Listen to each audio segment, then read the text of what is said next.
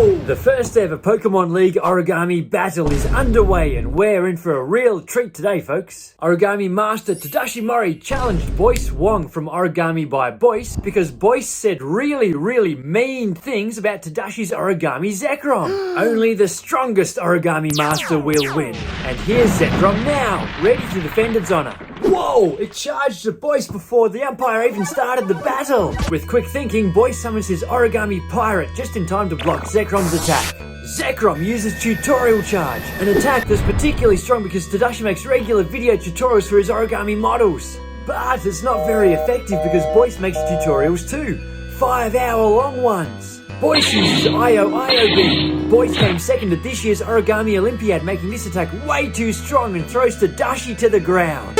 Tadashi springs to his feet and retaliates with hyperhuman cannon. Tadashi is the more accomplished entertainer in his videos and delivers a critical blow to Boice. How dare you? Boice uses OBB Competition Punch and Tadashi intercepts this with Dragon Rage.